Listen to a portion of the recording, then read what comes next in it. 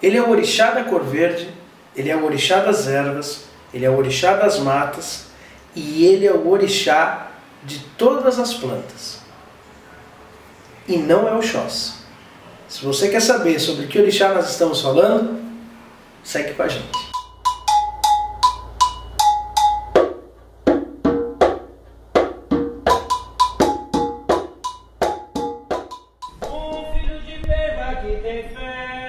Nós temos fé. Um filho de Pema que tem luz. Nós temos luz. Vai iluminar nosso lugar. Vai Oxalá sempre. Olá, meus irmãos, Saravá, que a paz de Oxalá seja com todos vocês. Sou o Perão das Pedreiras, estou aqui para mais um Doutrinando. E hoje o nosso Doutrinando é sobre o grande orixá, Ossan, ou para os bantos, Katendê. O grande orixá das ervas, o grande orixá das matas e o grande orixá da flora. Ossan, esse grande orixá que principalmente é cultuado no candomblé, as umbandas tradicionais praticamente não cultuam, apesar que algumas umbandas cruzadas, traçadas, cultuam. Eu particularmente cultuo Ossan na minha casa.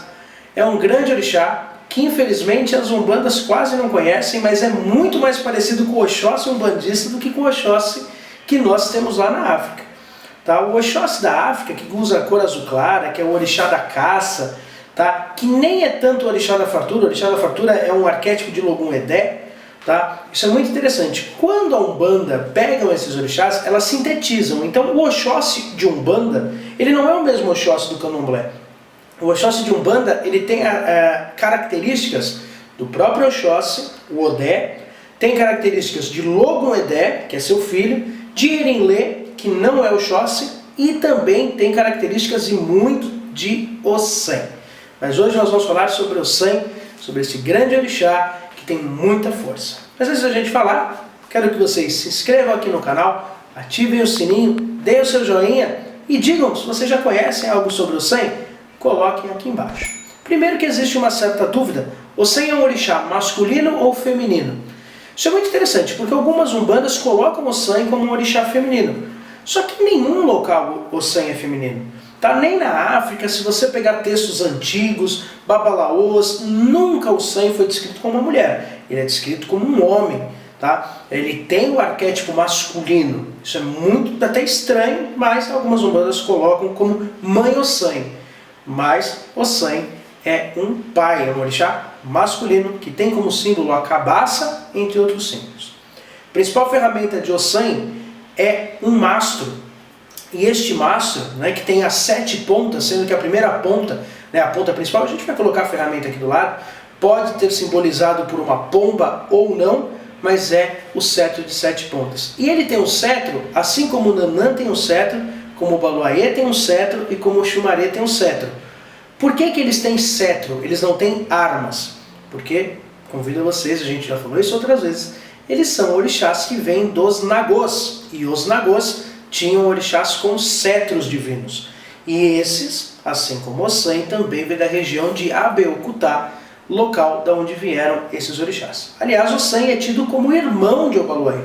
Tá? Em muitos mitos, Ossan é irmão de Obaluayê, aonde nós tivemos vários irmãos, entre eles Obaluayê, o Xumaré e Ossan, assim como nós temos Euá também e Onilê, que também são orixás irmãos.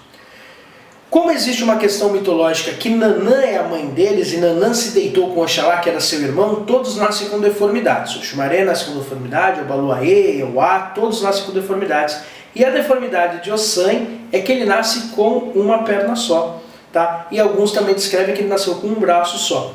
Isso é muito interessante, ele nascer com um braço só ou com uma perna só, porque ele é um orixá sempre descrito como um orixá de uma perna só. E aí, isso é muito legal, porque o Ossan é o orixá que deu base para um grande ser mitológico brasileiro, que é o Saci Pererê, que vai estar aqui do lado. Por que que ele deu origem ao Saci Pererê? Primeiro que o próprio Saci, ele vem, tá? O nome dele vem das etnias indígenas. Então, ele era um ser indígena de 2 pernas, de cabelo, até mesmo de fogo, muito parecido com o Curupira, tá? Só que não tinha as pernas para trás.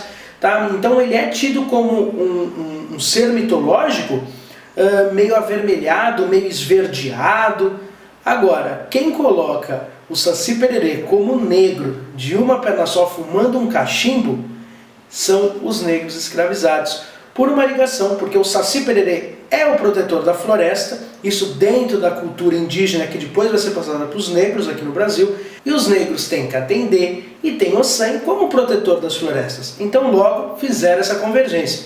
Muito legal, porque eu vou mostrar aqui uma foto de Ossan e uma foto do Saci, uma do lado da outra, e vejam a semelhança entre eles. Aliás, o cachimbo é tradicional do orixá Ossan. Alguns orixás Ossan, até mesmo em terra, né, alguns candomblés, quando viram Ossan, é o único orixá que fuma e pode fumar cachimbo. Ossan é o orixá das folhas, a sua principal folha é o peregum, aliás, ele vem sempre carregado de peregum, tá? Todas as ervas, aliás, todas as ervas são de Ossan. Ossan é o pai de todas as ervas, porém, através de uma contenda que ele teve com Yansan e Xangô, porque Xangô não achava justo isso, deu uma erva para cada orixá. Então nós temos ervas dos orixás, mas todas as ervas são de Ossan, e é para Ossan que se pede a grande axé quando se mexe com ervas. Isso é muito interessante falar, porque na Umbanda, né, a maioria das umbandas não usam o sacrifício animal, não usam o egé, não usam o sangue animal, usam o sangue vegetal, do sumo das ervas. Né? Não existe umbanda sem erva. E o pai das ervas foi um pouco esquecido. Isso tem muito a ver porque lá atrás, né, os negros escravizados não cultuavam tanto o Ossan no Brasil. E principalmente porque eu não vou cultuar um orixá que protege as plantações. Né? Porque se ele protege as plantações, eu vou ter uma plantação maior, apesar que o orixá da agricultura não é Ossan, o orixá da agricultura é o orixá Okô. Mas enfim, esses dois orixás que são ligados à plantação, que são ligados ao cio da terra, à fertilidade da terra, eles não eram lembrados pelos negros escravizados. Ninguém queria que eu tivesse uma boa plantação, porque era mais trabalho. Então foram orixás que tinham o seu culto muito restritos dentro das senzalas. Já dentro da Umbanda, Ossan tem um culto muito restrito ou quase que dependente de Oxóssi. Muitas casas de Umbanda têm o culto de Ossan junto com o orixá Oxóssi, até mesmo porque os dois dividem a mesma cor, dividem o mesmo elemento e dividem o mesmo trabalho. Então aquelas Umbandas que cultuam Ossan, cultuam na cor verde daquela forma, tá, com as suas oferendas também de frutas, lembrando que Ossan tem como principal oferenda a cabaça. Então a cabaça cortada ao meio com ervas é uma grande oferenda para Ossan.